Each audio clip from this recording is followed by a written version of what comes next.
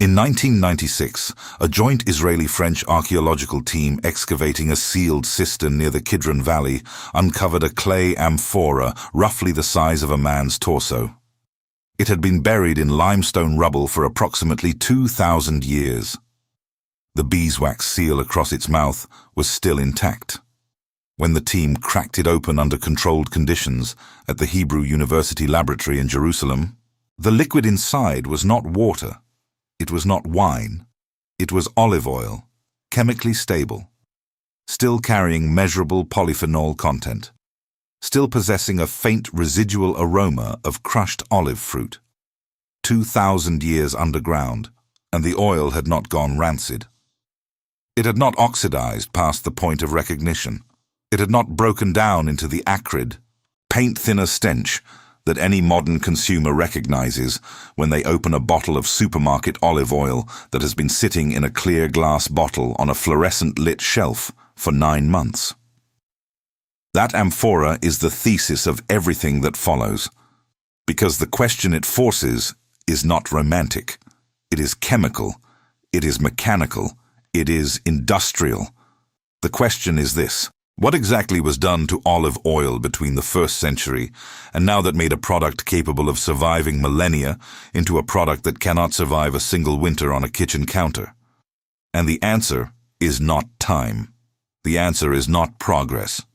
The answer is 4 specific, documented industrial interventions that stripped olive oil of every chemical defense it once had, replaced them with nothing, and sold the result under a label designed to make the consumer believe they were buying what their ancestors used.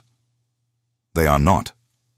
What sits in most kitchens today, behind a label reading extra virgin cold pressed, is a substance that has been heated, centrifuged, sometimes solvent, extracted, deodorized, blended with cheaper oils, and packaged in a container specifically designed to accelerate its own destruction. That is not opinion. That is the published finding of the University of California Davis Olive Center, the European Union Anti-Fraud Office, the Australian Oils Research Laboratory, and every independent chemical analysis conducted on randomly purchased supermarket olive oil in the last 20 years. The amphora survived. The bottle on the shelf will not. This is the documented record of why.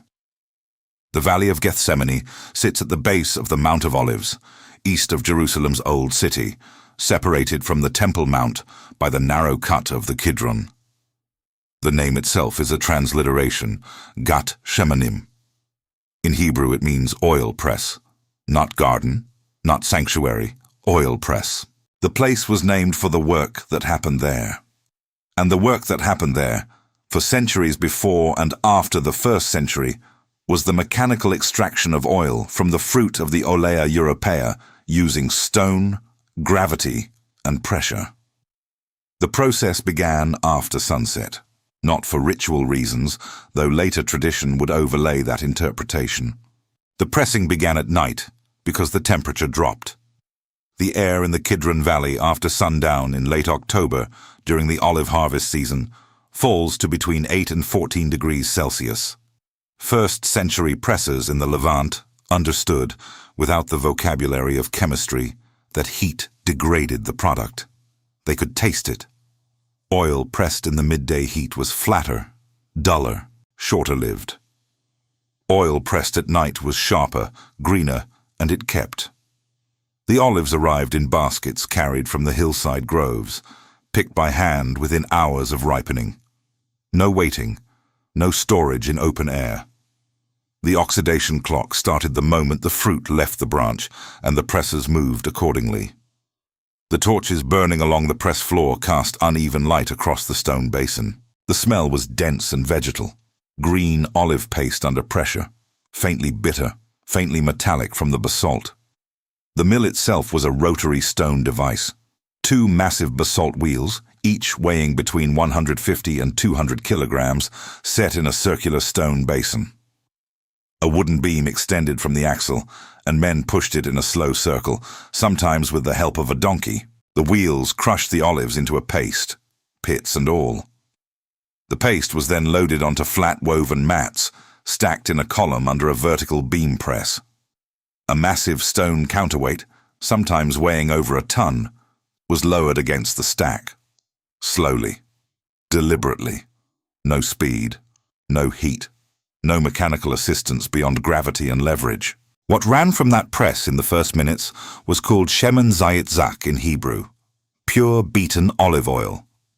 The same phrase appears in Exodus 27:20 and Leviticus 24:2, where it is specified as the only oil acceptable for the tabernacle lamp.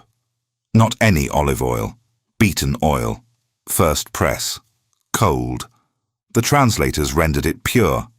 The chemistry reveals why. That first cold press oil, extracted at ambient night temperatures below 15 degrees Celsius, with no heat application, no solvent, no centrifugal force, contained the highest concentration of polyphenolic compounds the fruit could yield: oleocanthal, oleuropein, hydroxytyrosol. These are not nutritional footnotes. These are the specific molecular compounds responsible for the oil's anti-inflammatory, antioxidant, and antimicrobial properties. They are also the compounds responsible for the oil's extraordinary chemical stability. The polyphenols function as natural preservatives. They scavenge free radicals. They inhibit oxidation. They are the reason a sealed amphora of first press oil could be buried in a limestone cistern for 2 millennia and still be chemically recognizable as olive oil when it was opened. The pressers did not know the word polyphenol. They knew the oil lasted. They knew the first press was different from the second and third. They knew the oil that came from crushed, sun-heated, days-old olives spoiled faster. They encoded this knowledge not in chemistry textbooks, but in religious law, in temple regulations, in the specific prescriptions for which oil could be burned before the ark, and which could not. The hierarchy of purity in Levitical law maps almost exactly onto the hierarchy of polyphenol concentration in modern olive oil chemistry. The law was not mystical, it was empirical, observed over centuries, codified into practice. And that practice produced an oil so stable it survived burial. After pressing, the oil was transferred into clay amphoras, not glass, not plastic. Fired clay, sealed with beeswax at the mouth and sometimes at any seam or joint. The amphora's walls were thick, opaque, and slightly porous enough to allow the most minimal gas exchange without exposing the oil to meaningful light or oxygen penetration. The vessels were stored underground, in cisterns, in caves, in rock-cut storage chambers beneath houses where the temperature hovered between 12 and 16 degrees Celsius year-round. Dark, cool, sealed. The oil was placed into what modern food scientists would recognize as a controlled anaerobic cold storage environment. Without electricity, without refrigeration, without any technology beyond clay, wax, stone, and an understanding, accumulated over generations, of what kept oil alive and what killed it. This is the object the archaeological team found. Not a miracle. A product of disciplined, specific, materially intelligent practice. And every single element of that practice has been systematically dismantled by the modern olive oil industry. The first destruction was heat. Industrial olive oil extraction replaced the stone mill and beam press with the continuous centrifuge system, developed in the mid-20th century and now standard in over 90% of commercial olive oil production worldwide. The process works by spinning crushed olive paste at high speed inside a horizontal decanter, separating oil from water and solid matter by centrifugal force. The system is fast. A modern centrifuge line can process several tons of olives per hour. A first-century stone press produced perhaps 40 to 60 liters of oil in a full night of work. The centrifuge won on volume. It lost on chemistry. Centrifugal extraction generates heat through friction. Even in facilities that claim cold extraction, the internal temperature of the paste during processing routinely exceeds 27 degrees Celsius, the upper limit set by EU regulation for the cold-pressed label.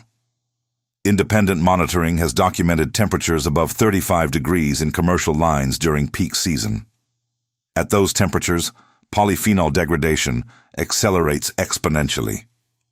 Oleocanthal, the compound responsible for the characteristic peppery throat burn of real fresh olive oil, begins breaking down above 25 degrees. By the time the oil exits a commercial centrifuge, a significant fraction of its polyphenol content has already been destroyed. Not by intention, by engineering. The machine was built for throughput. The chemistry was collateral. The second destruction was chemical. After centrifugal extraction removes the primary oil, a substantial percentage of the total oil content remains trapped in the olive pomace, the solid residual waste. In the first-century model, that residual oil was either left in the pomace or extracted through a lower-grade second or third pressing, always acknowledged as inferior. The modern industry does not leave oil behind. It recovers it using hexane, a petroleum-derived chemical solvent. Hexane dissolves the remaining oil out of the pomace. The resulting hexane oil mixture is then heated to evaporate the solvent, and the recovered oil is subjected to a refining process that includes degumming, neutralization with sodium hydroxide, bleaching with activated earth, and deodorizing with high-temperature steam. What emerges from this process is a clear, odorless, tasteless, nutritionally vacant liquid that is technically olive-derived but bears no chemical resemblance to first-press oil. It contains 0 measurable polyphenols, 0 oleocanthal, 0 of the compounds that gave the original oil its color, flavor, aroma, stability, or biological activity. This refined oil is not sold to consumers labeled as refined. It is blended, mixed with a small percentage of virgin or extra virgin oil to restore minimal color and flavor, then bottled and sold under labels that say olive oil, pure olive oil, or, in documented cases of fraud, extra virgin olive oil. The blending ratios are not standardized. The enforcement is functionally non-existent in most markets. In 2010, the UC Davis Olive Center tested 186 bottles of imported extra virgin olive oil purchased from California supermarkets. 73% failed to meet the chemical and sensory standards for extra virgin classification. Some contained no virgin olive oil at all. Some contained oils from other plant sources entirely, including hazelnut, sunflower, and soybean. The labels were fiction. The third destruction was light. First-century oil was stored in opaque clay, underground, in darkness. Modern olive oil is sold in clear glass bottles or transparent plastic containers, displayed on shelves under fluorescent or LED retail lighting, sometimes for months. Light, specifically ultraviolet and visible spectrum light, catalyzes photooxidation of unsaturated fatty acids. It destroys chlorophyll and carotenoid pigments. It accelerates rancidity. A study published in the Journal of the American Oil Chemists Society demonstrated that olive oil stored in clear glass under standard retail lighting conditions lost over 40% of its total polyphenol content within 3 months. 3 months. The amphora in the Kidron Valley lasted 2,000 years. The bottle under the grocery store lights cannot last a single fiscal quarter. The fourth destruction was oxygen. The beeswax seal on the first-century amphora created an effectively anaerobic environment. Modern olive oil bottles are sealed with screw caps or cork that permit gas exchange with every opening. Once a consumer opens a bottle, atmospheric oxygen enters the headspace and begins reacting with the oil. Each subsequent opening accelerates the process. Within weeks of first opening, a bottle of genuine extra virgin oil stored in a home kitchen at room temperature will show measurable increases in peroxide value and decreases in polyphenol concentration. The oil the consumer bought is not the oil the consumer finishes. And now consider this. If the best-case scenario for store-bought olive oil is that it arrived on the shelf already degraded by heat and light, was possibly blended or mislabeled, and will continue degrading in the consumer's kitchen with every passing day, the question changes. It is no longer about which brand to trust. It is about whether the infrastructure itself is capable of delivering the product it claims to sell. Most people watching this right now have a bottle in their kitchen. A bottle that says extra virgin, cold pressed, product of Italy or Spain or Greece. And the probability, documented by repeated independent testing across 3 continents, is that the contents of that bottle are chemically closer to a refined, solvent-processed, polyphenol-depleted industrial product than to anything that would have been recognized as olive oil in any century before the 20th. That is the finding, not the suspicion. The finding. There is a complete verification protocol pinned in the first comment below this video. It includes how to identify real polyphenol-rich olive oil by taste, how to read harvest dates, how to verify single-estate sourcing, how to store oil properly once purchased, and which third-party certifications carry actual analytical weight. It is specific. It is practical. It is there because the label on the bottle is not enough. The label on the bottle was never enough. Now, what the oil actually was. Oleocanthal is a phenolic compound found exclusively in olive oil. It was formally identified and named in 2005 by researchers at the Monell Chemical Senses Center in Philadelphia, though its effects had been empirically observed for millennia. Oleocanthal is responsible for the sharp, peppery irritation felt at the back of the throat when fresh, high-quality olive oil is consumed neat. That burn is not a defect. It is a biomarker. It indicates the presence of a compound that shares a pharmacological mechanism with ibuprofen. Oleocanthal inhibits cyclooxygenase enzymes COX-1 and COX-2, the same inflammatory pathway targeted by non-steroidal anti-inflammatory drugs. The potency is not equivalent milligram for milligram, but the mechanism is identical. A tablespoon of high polyphenol olive oil contains enough oleocanthal to produce a measurable anti-inflammatory effect.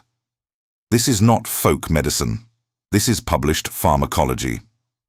The research team at Monell, led by Gary Beauchamp, documented the ibuprofen-like activity of oleocanthal in a peer-reviewed paper in Nature in 2005. Subsequent studies at the University of Louisiana at Monroe demonstrated that oleocanthal kills cancer cells in vitro within 30 minutes by rupturing their lysosomal membranes while leaving healthy cells intact.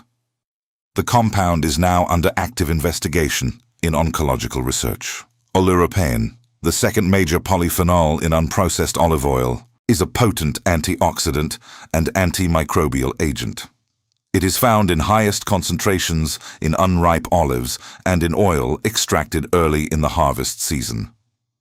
Oleuropein is bitter, intensely, confrontationally bitter. Modern consumers, trained on the bland neutrality of refined oil, often reject high oleuropein oil as defective. They send it back. They write negative reviews. They do not recognize that the bitterness is the medicine, and the absence of bitterness is the evidence that the medicine has been removed. Hydroxytyrosol, the third compound in the triad, is one of the most powerful natural antioxidants ever measured. Its oxygen radical absorbance capacity exceeds that of synthetic antioxidants used in food preservation. Hydroxytyrosol is also the compound most directly responsible for the long-term chemical stability of olive oil. It scavenges the free radicals produced by oxidation, effectively slowing the oil's aging process at the molecular level. The amphora oil survived because it was saturated with hydroxytyrosol at the moment of sealing. The supermarket oil degrades because the hydroxytyrosol was destroyed before the bottle was ever filled. These 3 compounds formed the chemical backbone of biblical olive oil. They were not additives. They were not supplements. They were the natural, inherent result of pressing fresh olives quickly, at low temperatures, and storing the oil in darkness without oxygen exposure. Every step of the ancient process, from night pressing to stone milling to clay storage, preserved these compounds. Every step of the modern industrial process, from high-speed centrifugation to solvent extraction to clear glass packaging, destroys them. The harvest prescriptions in biblical text reflect this chemistry with startling precision.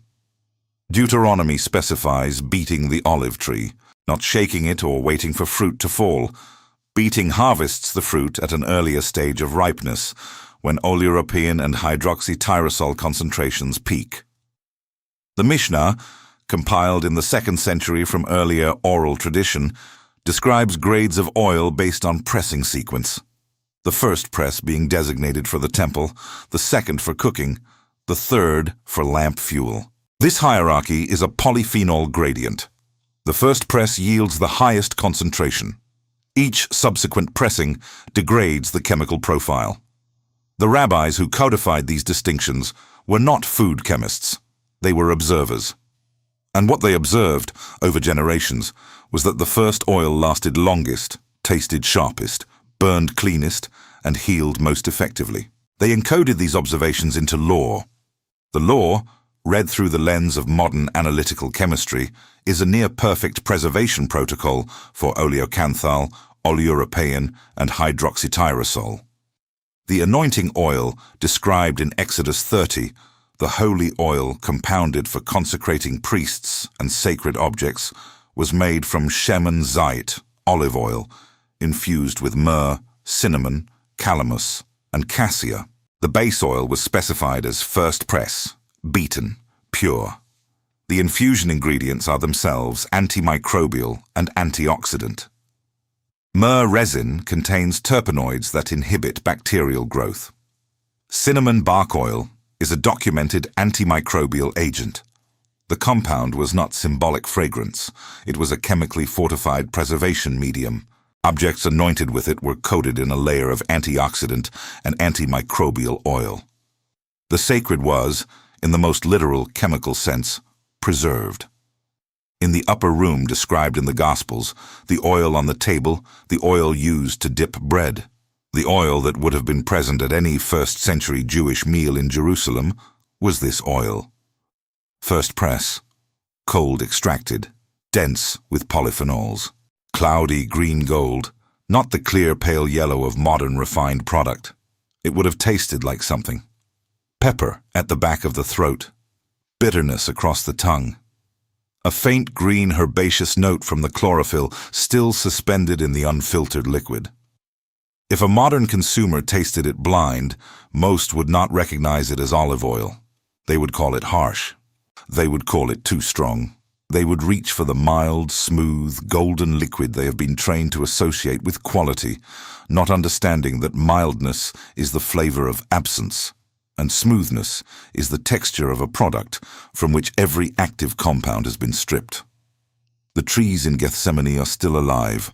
8 ancient olive trees in the garden at the base of the Mount of Olives have been dated using multiple methods.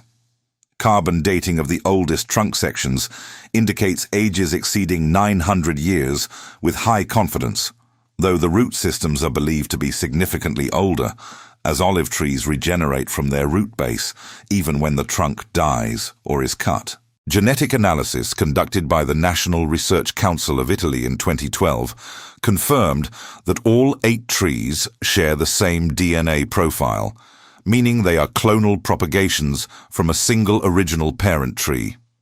The ancestral tree from which they descend may well have been standing when the pressers worked the valley floor at night 2,000 years ago.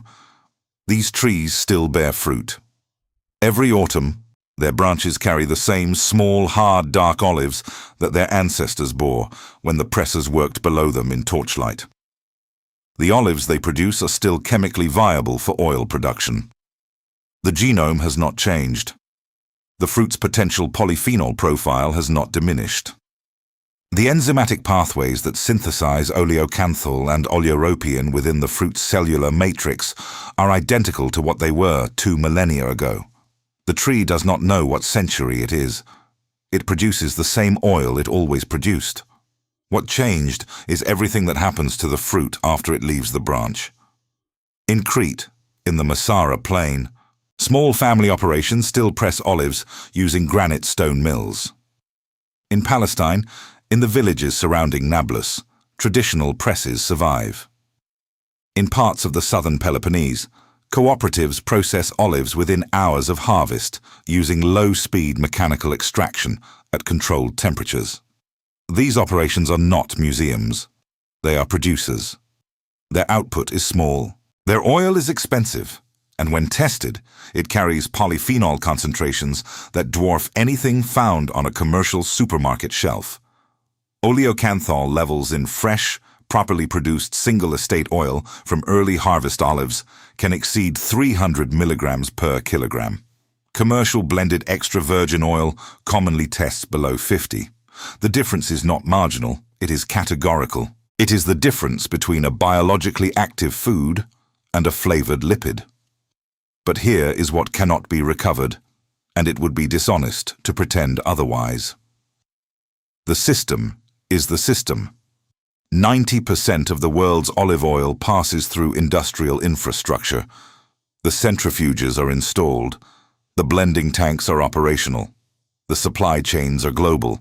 The regulatory frameworks are underfunded and, in many jurisdictions, structurally compromised by the same industry they are meant to oversee. No documentary, no investigation, no amphora pulled from the ground is going to reverse that infrastructure. What can be established is a standard. Not a nostalgic one, not a spiritual one, a chemical one. A measurable, testable, reproducible standard based on what olive oil is when it is made correctly and what it becomes when it is not. Polyphenol content above 250 milligrams per kilogram. Harvest date printed on the bottle, not just an expiration date. Single estate or single region origin. Dark glass or tin packaging.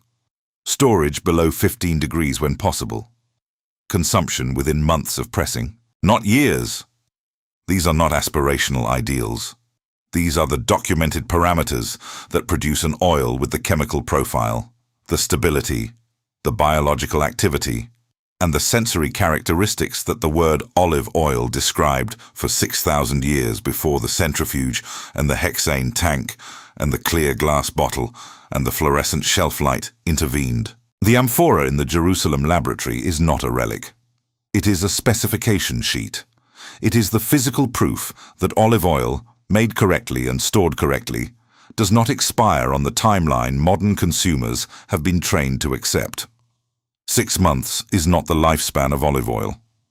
6 months is the lifespan of a degraded, heat-damaged, light-exposed, oxygen-compromised imitation of olive oil. The real product, the product sealed in clay and wax and buried in cool darkness, was built to last. Not because anyone engineered it to, because the chemistry of an intact, polyphenol-rich first-press oil placed in the right conditions simply does not fail on a human timescale. The amphora lasted 2,000 years. The bottle on the counter will not last until summer. Both are called olive oil. Only one of them is. That is the record. It is not hidden. It is not controversial. It is published, tested, replicated, and available to anyone who wants to read it. The only thing standing between the consumer and the real product is the willingness to accept that the label they have been trusting is not, and has never been, sufficient evidence of what is inside the bottle. The standard exists. The chemistry is known. The trees are still alive. The rest is a decision.